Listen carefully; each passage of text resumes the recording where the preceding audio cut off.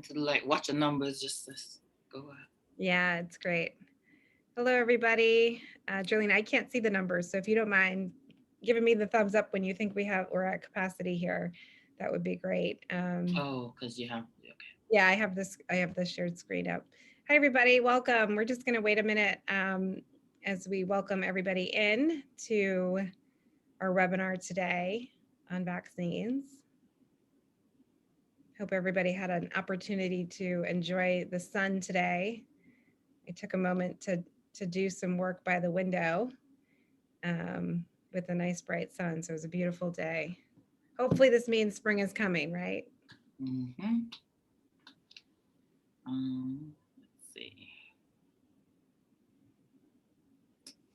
It slowed down a bit, so well, let's see. Let's wait a few more All right, moments. we'll wait one more minute just to make sure that folks can join us and share this information. We will be recording this conversation tonight and sending it out in a follow-up email, as well as sending out the both presentations, both from Boston Public Schools and from the Boston Public Health Commission.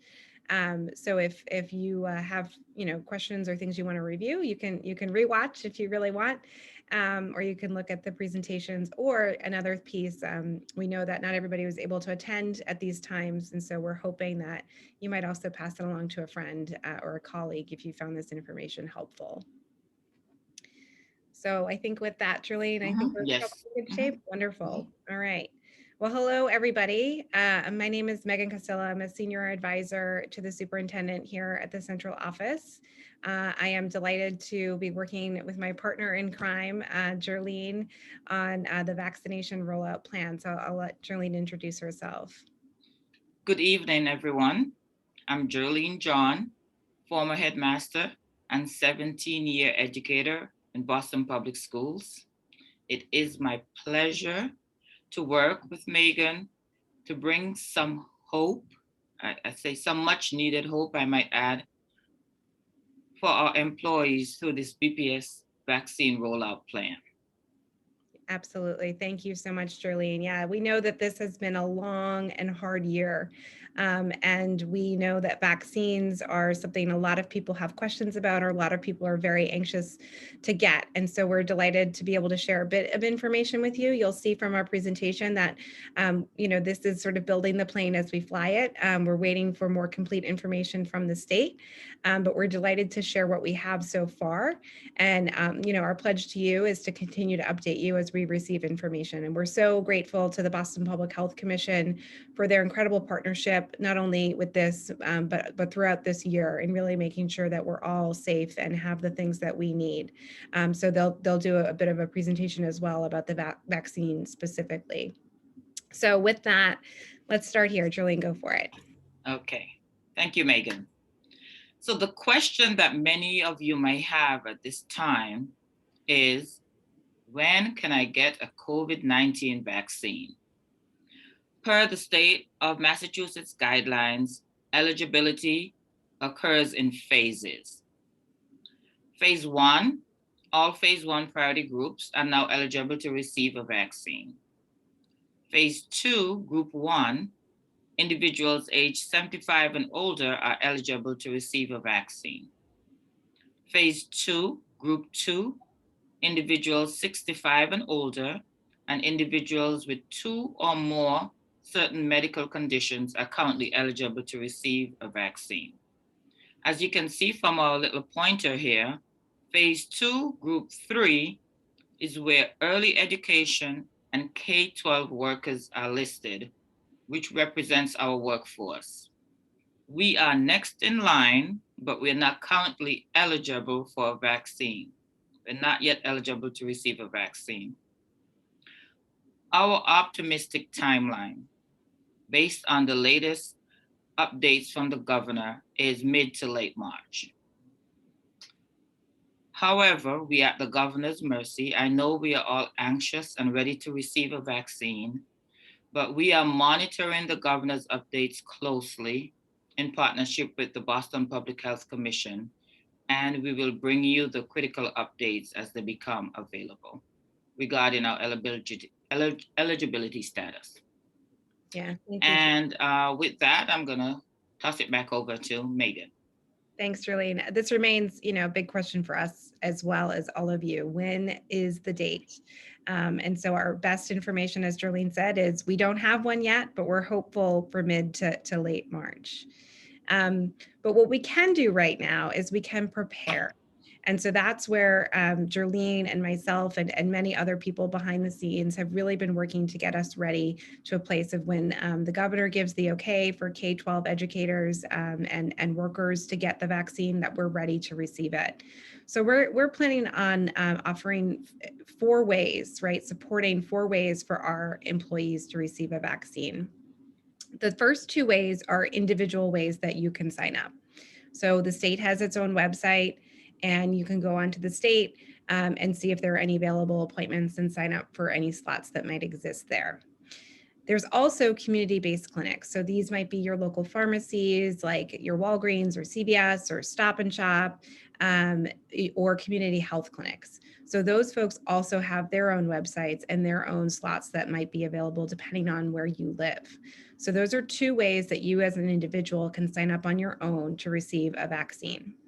The next 2 pieces of our 4-part strategy here is we are going to partner with the Boston Public Health Commission, and we're so incredibly grateful to them for this in receiving what we're calling priority slots at existing clinics. So these are some of the clinics that are already operating. We don't know yet what clinics we will be partnering with because it will depend on when the governor gives the okay and who has slots available.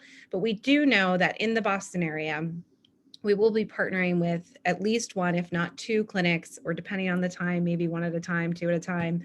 Like I said, building the plane as we fly it, we'll be partnering with priority slots. That will be a link that just BPS employees will have access to sign up for those slots. The fourth and final way that we're going to be offering vaccines to our employees is by lifting up 2 clinics on our own that will be exclusively for Boston Public School employees as well. So these are 2 dedicated clinics that will have slot appointments that will just be available to our folks to sign up for. And we're hopeful that this combination, right, we have over 10,000 employees, even more if you add in the contractors that work and the partners that we have in our buildings, that we all want to make sure have access to this vaccine as well. So we're hoping that this 4-pronged approach really will provide the coverage for that large group that we have to cover. But one thing I do want to just say here is that, Boston Public Schools is committing to helping and supporting anybody who wants a vaccine to get a vaccine. This is complicated. There's, I think people have been reading about it. This has not been an easy process for a lot of folks. And so we're asking for some patience and grace as we continue to figure all of this out, but we're committed to assessing sort of how we're doing this. Do we have enough slots? Do we need more? What's happening with the state? But this is kind of our baseline plan, and we'll continue to evaluate it as needed. Jerlene, I'm going to turn it over to you. No, Mark, I'm going to turn it over to Mark. I'm sorry. All right. Good afternoon. My name is Mark Racine, and I'm going to be helping with the vaccine portal. And so in order to show you exactly how you're going to sign up, we're going to do a little bit of a demo of a site that we have.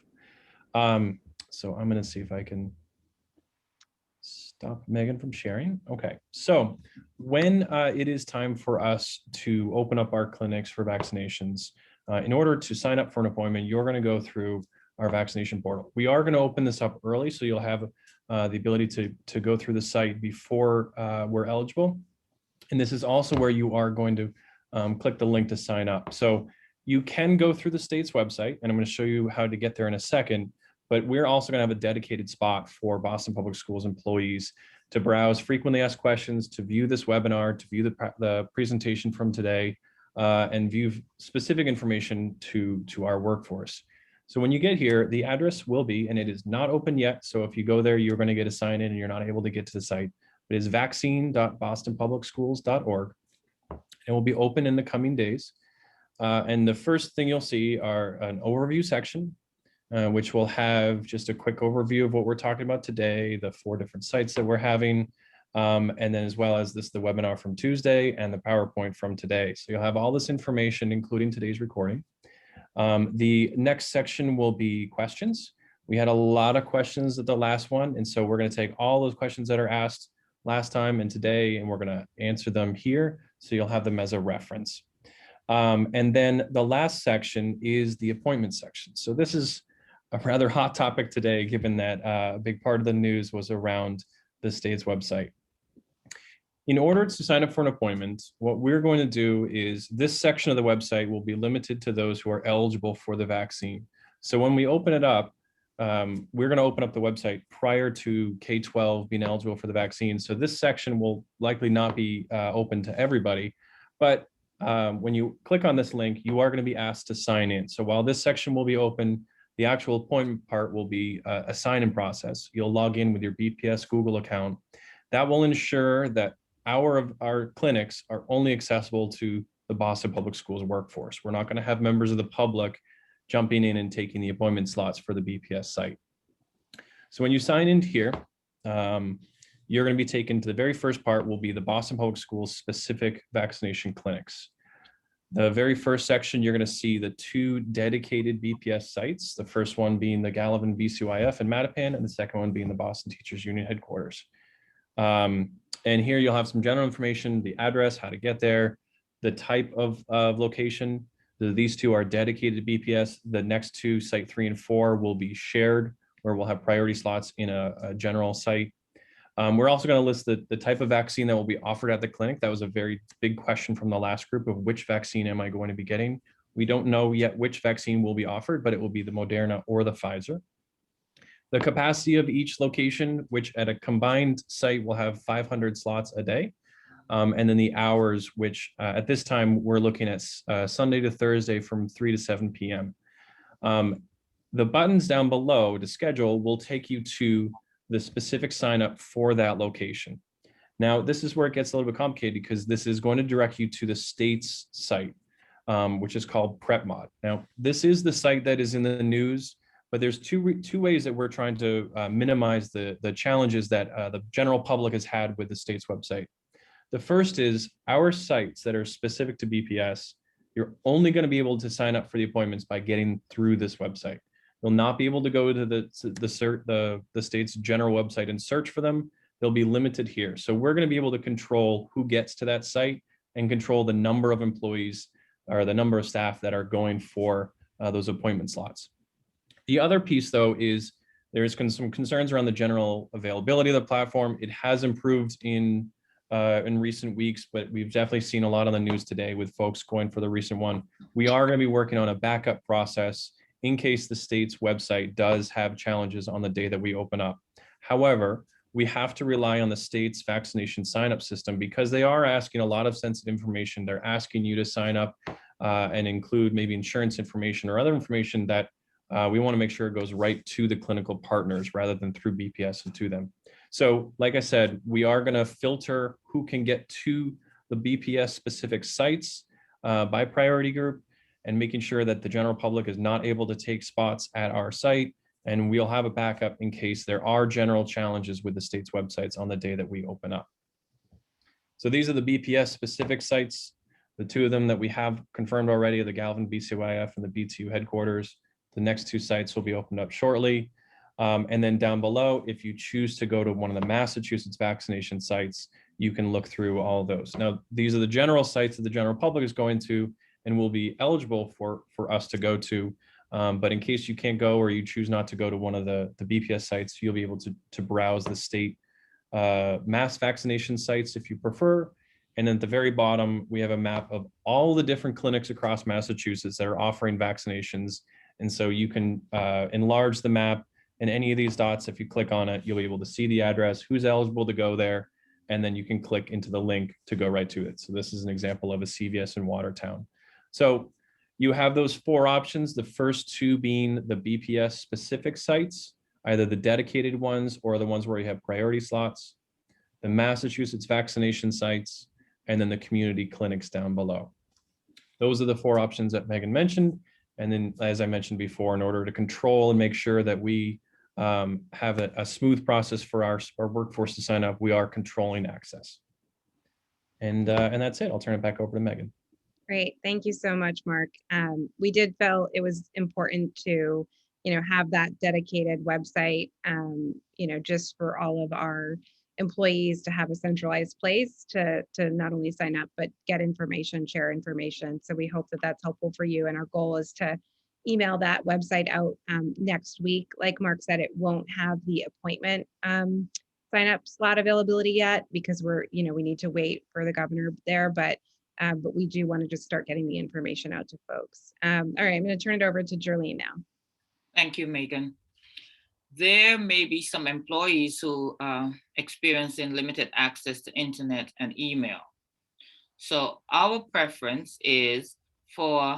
very strong preference is for our employees to book appointments or schedule their vaccine appointments online. However, if there are employees who need some assistance in scheduling an appointment, we do have a number listed here that they can call to get some assistance. The number is 617-635-8873. And this number will also be listed on the BPS vaccine website. In addition, we are preparing to send a team of BPS staff members and medical professionals out to our 3 bus yards to bring information to our bus drivers and to assist them in scheduling their vaccine appointments, especially for those who are currently eligible.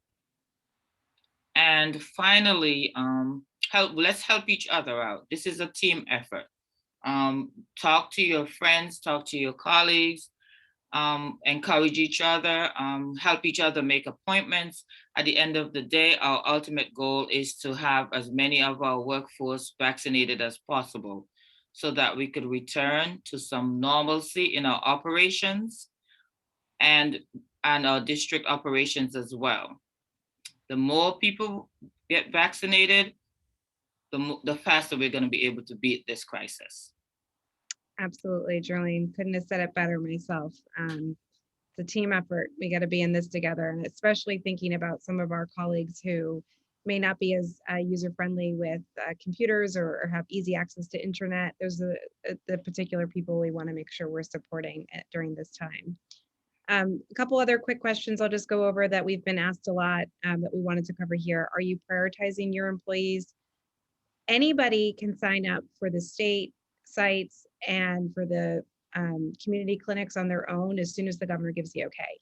We will be prioritizing the priority slots that BPHC is giving us, and we will be prioritizing our employees for our BPS clinics.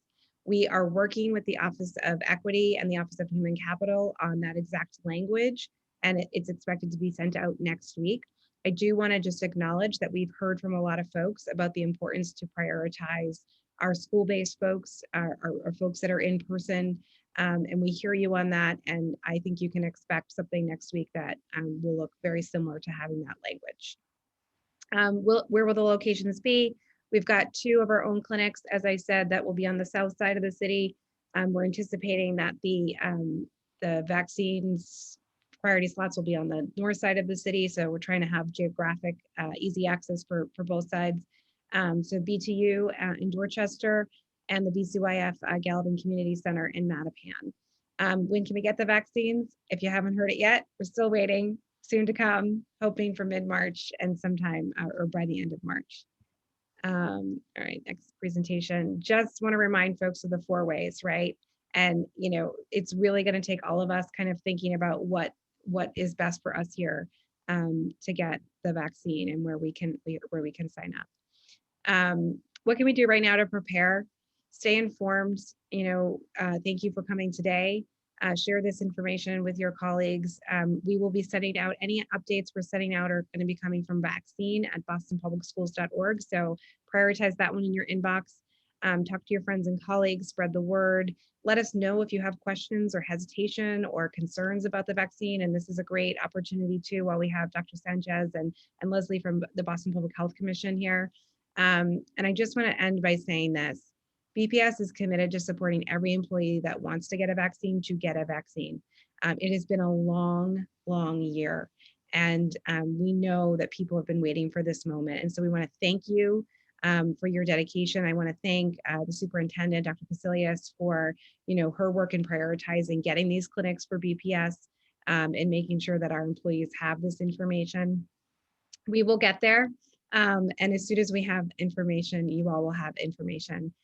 Did just want to lift up this last slide here, vaccine@bostonpublicschools.org. If you have any questions or concerns, you can email. Jerlene and I both got that email. And then the vaccine info hotline, 617-635-8873. So if you have questions and you're not as great with email, or if you, are struggling to schedule your appointment once those do become available, that resource will be there to help you. So with that, I am going to turn it over to Dr. Sanchez from the Boston Public Health Commission's team. And I do want to just say that if folks have questions, they can type it in the question and answer chat, and we will begin either responding now, or if it's something larger, we'll respond to it at the end for the whole group. So with that, Dr. Sanchez. Hi, good afternoon, everyone. Thank you so much for having me and Leslie here today. I'll start by introducing myself. I'm Dr. Sara Sanchez. I'm an infectious disease doctor, and I'm currently the Infectious Disease Bureau Director for the Boston Public Health Commission. Leslie, do you want to introduce yourself as well? Hi, everyone. My name is Leslie Salas-Carnes, and I also work at the Boston Public Health Commission, the Infectious Disease Bureau. And so, thank you so much for having us. We're going to just very briefly give you an update of, our COVID-19 pandemic efforts and especially how they tie in with the vaccination rollout, because we know that many of you have important questions, and we hope that you'll find this information helpful. Next slide, please.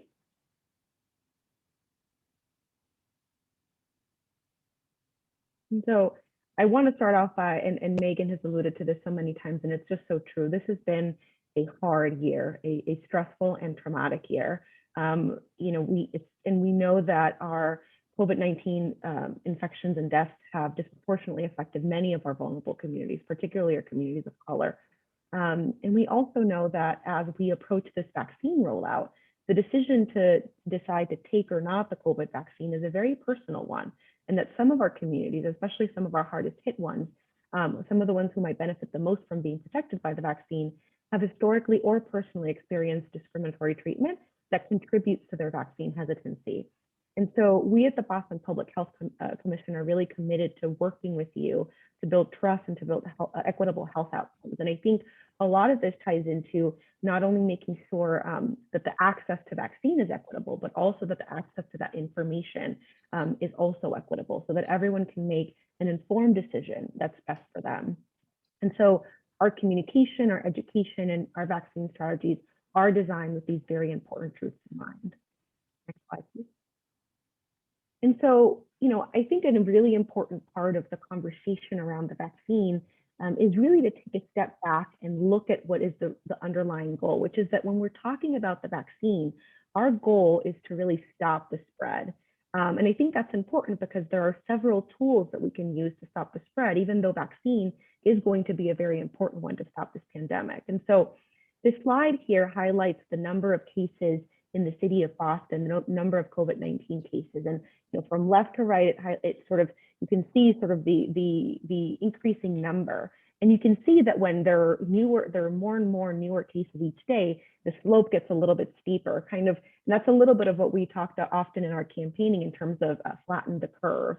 And so in the past few months, we definitely had seen that the curve was getting steeper and steeper, meaning that we were seeing more and more new cases. And this is why, again, our vaccine efforts, in addition to sort of our social distancing measures, are so important. And again, realizing that there are going to be many tools that we can use to really get this curve, to really flatten this curve and stop transmission. Next slide, please. And so to talk a little bit about the vaccines, just in general, sort of a vaccine overview. Right now, we have two vaccines, the Pfizer and the Moderna vaccines. This is all very quickly changing, as there are more vaccines in the landscape, but these have not yet been approved. And both the vaccines that are currently approved under the emergency use authorization by the FDA are mRNA vaccines, and they are each require 2 doses. I think something that I'll just say that as an infectious disease doctor, I'm just so enthusiastic about is that both of these vaccines have been shown to be safe and extraordinarily effective at protecting you from the virus. And so I think, we're all very excited to roll these out to our communities. And so the Pfizer vaccine is a 2-dose vaccine. This has been shown to be 95% effective at preventing disease. And the Moderna vaccine, also a 2-dose vaccine, has been shown to be 94% effective at preventing COVID-19 disease. Slide, please.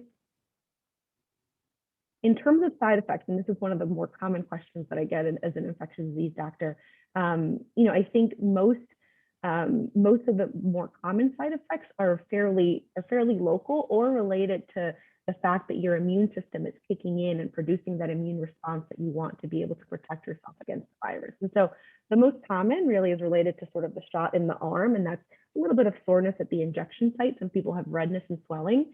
In addition to that, again, because of the immune system, sometimes people can get fevers, headaches, muscle aches or joint aches, and even some feel very tired.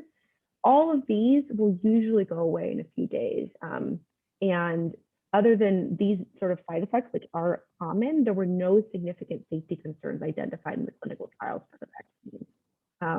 Something that I'll also really highlight is that this is one of the most comprehensive vaccine monitoring systems in the United States. And so all vaccine-related events are being reported and tracked very carefully by the CDC, precisely to sort of monitor the ongoing, monitor any safety concerns and be able to report those in a very quick way to the public. And so this is just a very robust system that's designed with the safety of everyone in mind.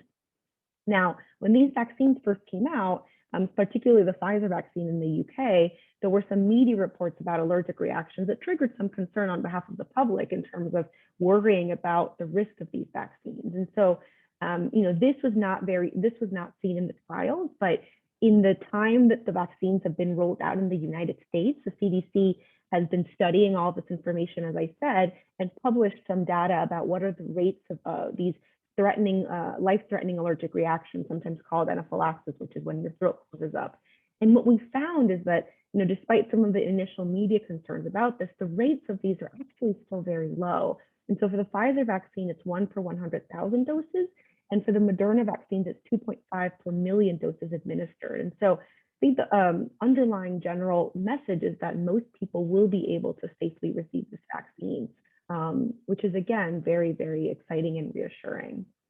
Next slide, please. And so again, sort of a bottom line is that the COVID-19 vaccine is safe.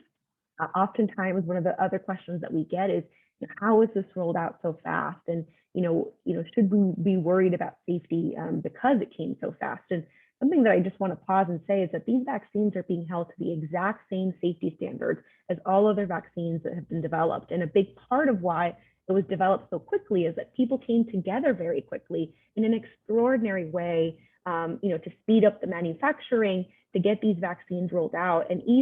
And so a lot of it is related to sort of mobilizing those resources and allocating them successfully in the midst of a public health emergency, where this vaccine has obviously been the priority for many manufacturers, scientists, and our government as well.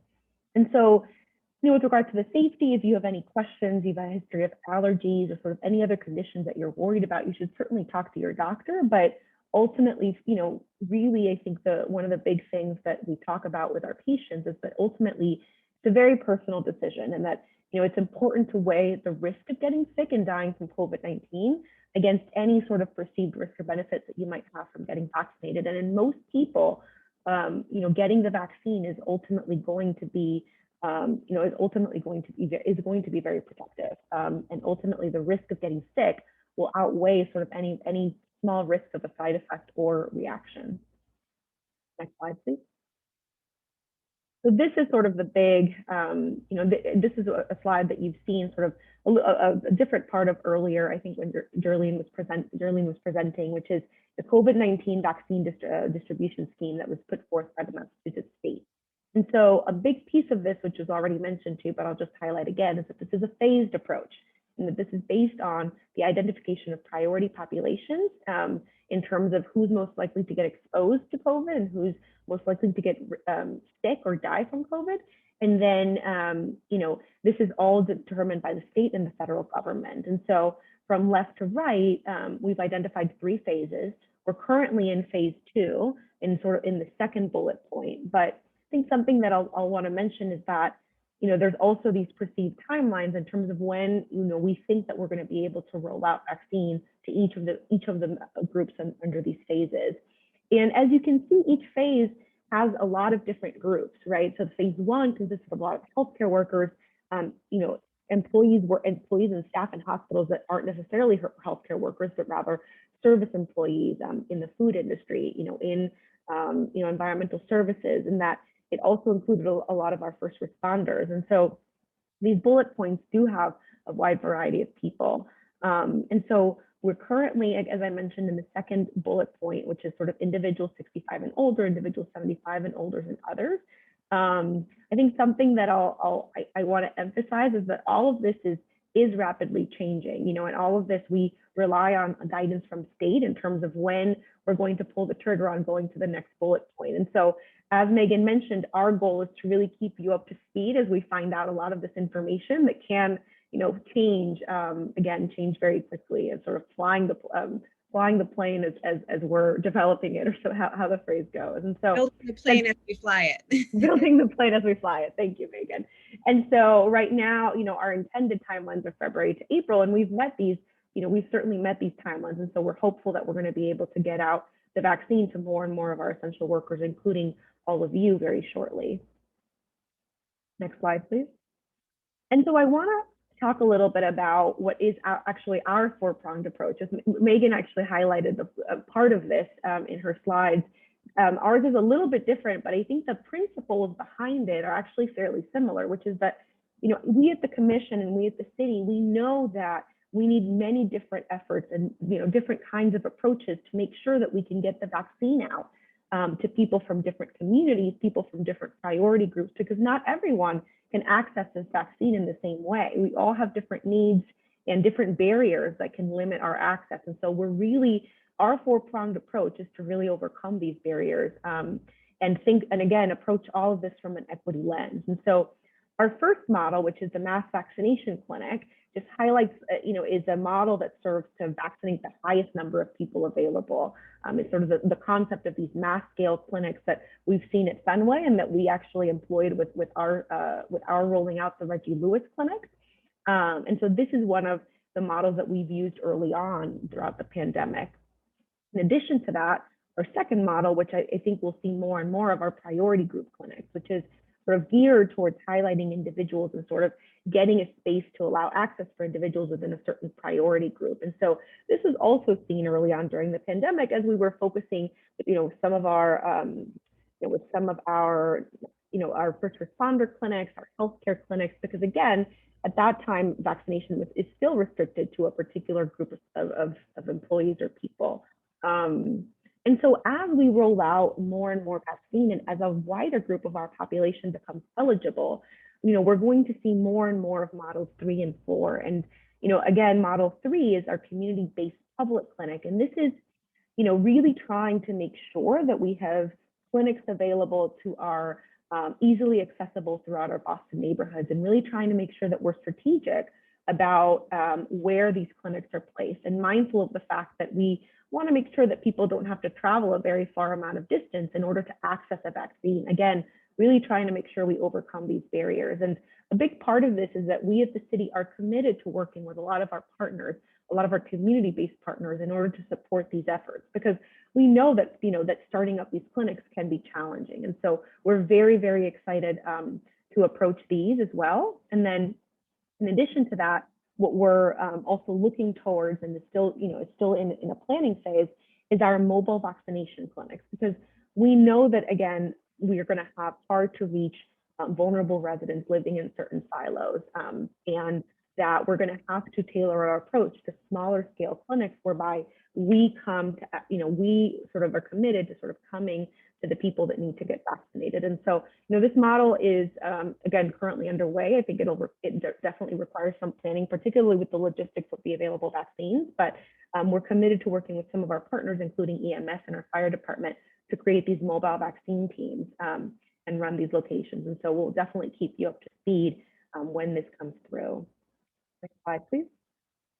And so I think another point that we, a few other points that we want to highlight as we think about vaccine, strengthening vaccine confidence is, we really, really are committed to, again, the equal access of COVID-19 vaccines and distribution sites, and importantly, of getting this information out there, because we know that, it's not only just the factors related to the science of the vaccine that necessarily affect someone's decision, right? It's all about access, sort of fears around cost or anything, that it's really our responsibility to dispel. And so an important piece is that all individuals, regardless of immigration status, are eligible to receive the COVID-19 vaccine, and that U.S. immigration officials are not going to conduct enforcement operations at or near vaccine distribution sites or clinics. And so we're really working hard to get this information out there, again, to ensure that any sort of fear around persecution does not stand in the way of someone deciding to get vaccinated. Importantly, individuals do not require insurance to receive the vaccine. And so that's another piece that's important, is sort of there is no cost associated with receiving the vaccine. Next slide, please. And so when we, a big part, I'd like to sort of go through our communication strategy here at the Commission, again, because our goal is really to sort of empower our city residents to make an informed decision that's right for them. And that's based on getting sort of accurate information out there, but also information that really caters to what most people are worried about, right? And I think that requires knowing exactly what your questions are, what your fears are. And an initial part of our strategy in order to get this information was that we actually recruited focus groups within the Commission and within the city, within city residents, to get exactly at these questions and ask them, what are the factors that are affecting, your decision to vaccinate? What are you thinking about? What are you worried about? And this was very important for us to then incorporate into our messaging and into our education campaign. And an ongoing piece of this is that, as part of these presentations, we welcome all of the questions that you have, because they actually teach us a lot about, what's going through your minds, and all of the questions that you have, many other people also have. And so then we incorporate that. So one of the strategies that we've been working on is that in our website, we've developed a frequently asked questions section. And so any questions that come up in our presentations, if they're not already in our FAQ section, we add them, because we know that someone out there will also benefit from having that answer. Because again, we all share very similar doubts. And so this has been a crucial part of our communications campaign. And as I alluded to, these community presentations, such as the one that we're currently offering, are part of a larger effort with our communities. I am part of the Vaccine Speakers Bureau on behalf of the Boston Public Health Commission, and we're committed to making ourselves available to our city-based partners and our community-based partners to offer this kind of information, and again, to be available to answer a lot of your questions. And so, this is work that we very much enjoy, and we think is critical, again, to sort of strengthen vaccine uptake and allow for access of this information. Next slide, please. And so something that I'd like to really hone in on as we approach vaccine rollout is that certainly getting vaccinated is going to be a very important step for us to stop this pandemic. And it's certainly an important step for us to protect ourselves against COVID-19. But what will actually be very, very critical is that we continue to use other measures that we know will protect you, including face coverings, masking up, hand washing, and socially distancing, because all of these measures are protective and are critical to stopping the spread. And so as we expand vaccine rollout and distribution, it is critically important that we continue to protect ourselves and how we know that we can do, and how we know will be effective. And those are, again, masking up, getting tested, socially distancing. That's really what's going to get us, until we're able to get more of the vaccine to the general public. Using these measures and sort of bringing that spread even flatter is what's going to really help the vaccine, help us, and really stop this pandemic. And so, next slide, please. And so, I think that's a critical piece that we really like to emphasize, is that this is a lot of different measures in the toolkit, and that using all of them is absolutely critical right now. And so we thank you so much for your work. We thank you so much for your time, and now we'll just open it up to questions. We're excited to hear from you.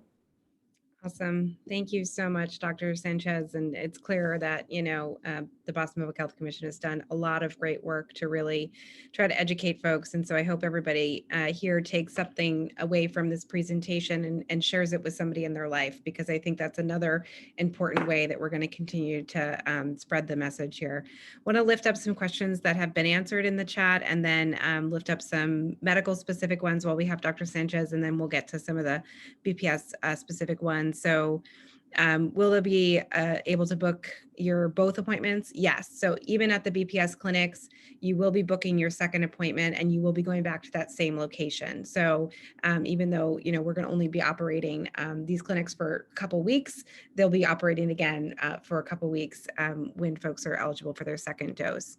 And you do schedule it right then and there. And Mark had a really helpful tip of taking a picture of your card, your confirmation card of your vaccine, just in case you lose it, because you do need to take it back to get your second dose. Who's administering the vaccine? So for the BPS clinics, we have hired a clinical partner that Boston Public Schools is paying them to hire all the professionals, the pharmacists, the nurses. This is not done by any BPS employees. We are, however, I did see one question here. We are looking for 2 or 3 BPS volunteers at each site, just to help be a familiar face to our colleagues, help check in to verify that folks are BPS employees. We're not asking you for a photo ID or anything, but we are asking you for your ID number and or your last name to verify that you are who you say you are. And then Jolene answered that. Thank you. And then the portal vaccine.bostonpublicschools.org that will be available live next week. So a couple of the medical questions I just want to get. Can someone who's always negative, oops, I'm skipping, contract COVID after taking the vaccine? Yeah. So, I think something important to keep in mind is that although the vaccines are incredibly effective, they're not 100% perfect. And so it certainly is possible to get an infection. It's a low risk, but it certainly is possible. Another important thing to keep in mind also is that, it's really 1 or 2 weeks after that second dose where your protection will kick in the most. And so I think that's, again, why it's so important to continue using a lot of the measures that we know will protect you, such as masking, social distancing, and hand washing. Yeah, absolutely. Thank you for that. Is there a way to get a list of the contents within the vaccines? So I think this lives in a couple different places, if I'm not mistaken, Dr. Sanchez, right? I'm pretty sure I can look through the CDC website usually has like certain like the contents of each of them. And so I believe that's accessible. We can sort of look through and see if we can find it to send out the link. Great. And we can make sure that link, I think Mark might have already done this, is on our website specifically. So I'm concerned about the spike protein variants between white people and Black people and brown people. The belief is that Black and brown people would be more genetically modified by the vaccine more than white people. Do you? Yeah, no, I mean, so, the trials certainly, I think the trials certainly did include, all patients from all race or ethnic backgrounds, including Black patients. They certainly weren't as high as a percentage, they were around like 10%, but they didn't really see any significant differences in between. And so, we do actually believe that the vaccine will be effective across groups. Again, we're still learning, but I do hope that it will be. Great, thank you for that. Julian, am I missing any? Yes, there's one that, what happens if you forget to take the second shot? So if you forget to take the second shot, I think that, so can talk a little bit about why it's 2 shots. And so a lot of vaccines are created under the principle that you get 1 shot and then you get sort of these antibodies and you get a big immunity boost. But then oftentimes that immunity can wane quickly. And so the second shot is kind of a booster for that immunity to last, to sort of kick in a little bit higher level and then last longer. And so if you forget to take your second shot, you're going to have some degree of protection, but it just might not last as long, or it might not be as protective as it would be if you took the second shot. Awesome. Just coming through, sorry everybody.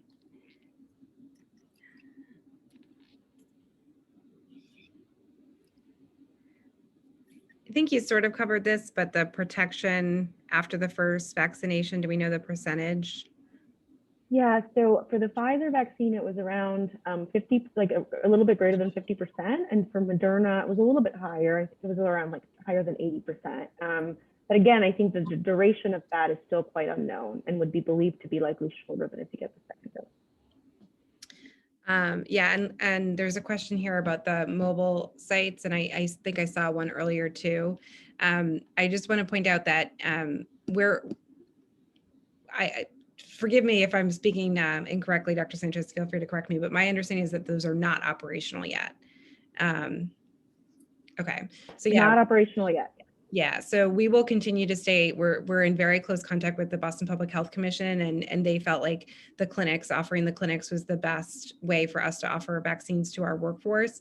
We, of course, will continue to stay in touch with them and understand if, mobile clinics are something that is going to be a potential option for us, but it just doesn't seem like it's gonna align with the timeline of when our folks will be eligible to be vaccinated.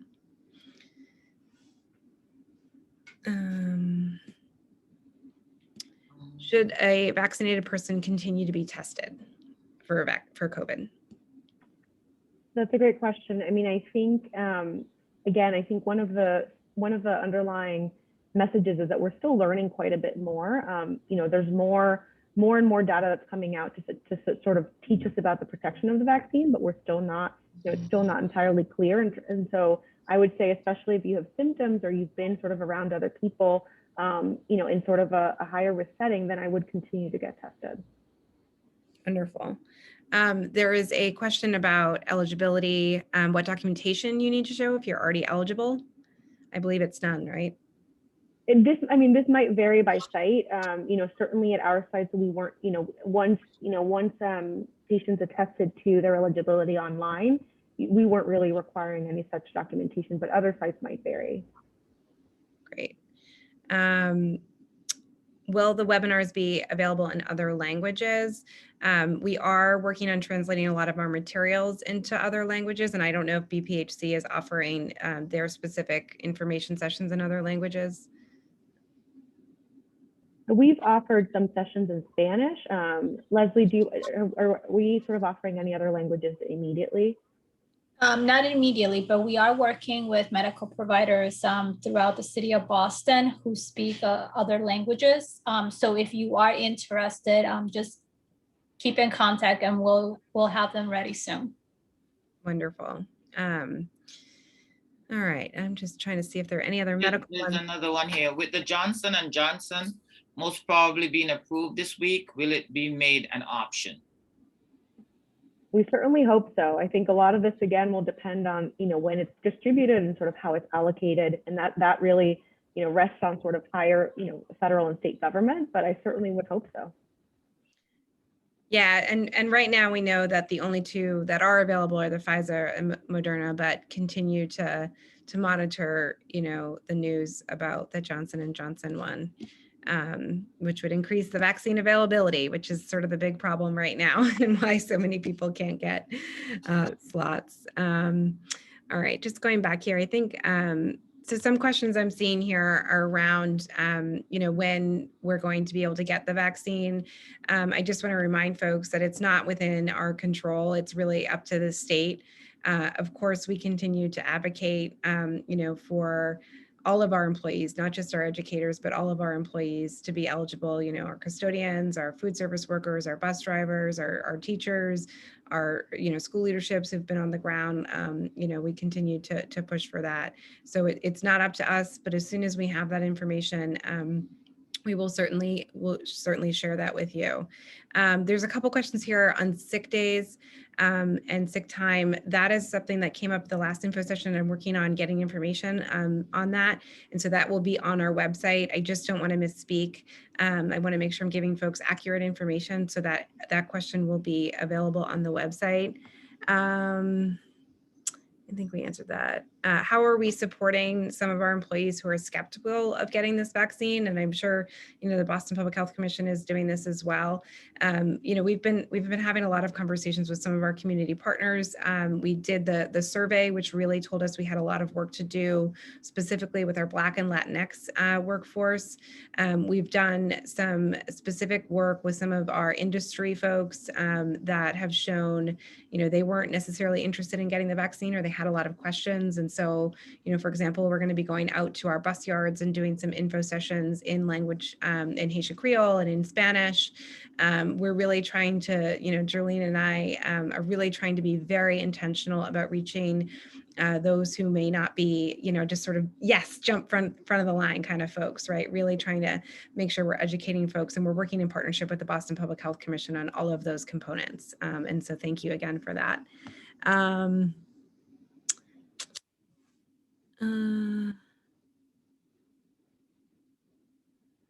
So Christopher, just trying to read your question.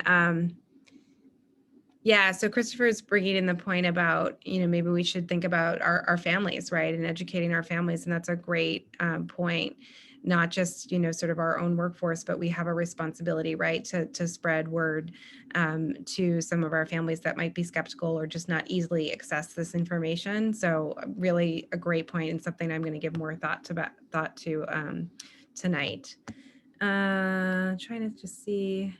And so there is a question about what's the website. So the website to get an appointment, it is technically the state's website, but we are giving our folks the vaccine.bostonpublicschools.org website. And the clinics, we don't yet know the date they'll start operating, because again, we're waiting on the state for that. But we do know that they will be operational on Sundays from 10 a.m. to 3 p.m. and on Mondays through Thursdays from 3 p.m. to 7 p.m. We anticipate that the priority slot times will be varied depending on where, those slots are and when those slots are available. But we did try to have our clinics be sort of off hours from normal school operating hours. There's another question here about differences in severity of reactions between the vaccines and between the first and second doses. That's a great question. Most people, this is observed in the trial and in the clinical trials, and I think also anecdotally, most people get more side effects after the second dose. And so fever, fatigue, tiredness, usually more after the second. Question here, I'm not sure if you want to answer, but do you have a preference for a specific vaccine that you would want to get personally? Nope, my mantra was to get the vaccine that was available to me. Great. Okay. Are both vaccines being given by the same manufacturer? They're different manufacturers. One of, Pfizer and Moderna sort of are produced by different ones. There's a question about making this mandatory for BPS staff. We are not mandating this vaccine for our employees, but we are strongly encouraging it. And I will say, from the survey interest form that we sent out, we had an overwhelming response, and there are a lot of people that are certainly interested. And so we think that, with the educational work that we're doing, and with the proactive sort of information sharing that we're doing, it will really encourage our folks to get vaccines. We will, of course, continue to monitor the numbers to make sure folks are getting the vaccine and deal with any issues that may arise as we go here. There's another question that just came up. Do we know if certain pre-existing conditions run a higher risk of having an adverse reaction? Yeah, so I think what I would say, and one of the questions that we talk a little bit about would be, if you've had a history of a very severe life-threatening allergic reaction, particularly to any of the same ingredients, let's just say, as are in the vaccine, then there is a higher risk of an allergic reaction. And so we do have, there are some people who might not be able to get the vaccine. Again, this is a very low number of people because it's like very certain ingredients, and then people who've had a risk of an allergic reaction, such as the anaphylaxis, not just any allergic reaction, but a life-threatening severe allergic reaction, they might run a higher risk of allergic reactions when getting the vaccine. And so they're observed for 30 minutes. And the reason for that is, again, to make sure, because of this risk, that we are able to provide a safe environment to monitor. And so that really should be very reassuring, I think, to anyone who's had a risk, is that they're going to be carefully observed under supervision. Absolutely. All right. It doesn't seem like we have any further questions in the Q&A here. We can wait another 30 seconds, and while we're doing that, just to see if any last minute things pop up, I do want to thank, again, the Boston Public Health Commission, my partner in crime, Jerlene. We're having, it's crazy, but we're having a lot of fun too. And Mark and his team for putting together the website. And thank you to all of our BPS employees who are on this call this evening. We know you have very busy schedules, and you're managing so many different pieces here. It's been a long year. I don't have to tell you that. And we are so grateful for the resilience that you've shown this year, the perseverance you've shown this year. We will get through this, and this vaccine is the hope that I think a lot of us are holding on to. And if we've learned anything from this year, it's one day at a time. And I am so incredibly grateful for the grace and humility that we've all shown each other this year to get through this time, and we will get there. Dr. Sanchez or Leslie or Jerlene, any last comments you want to add? No, I just want to echo, thank you so much for your work, and again for your resilience. We know that this has been a hard year, and we're committed to sort of getting this information and getting the vaccine out when everyone's eligible. So thank you. Thank you.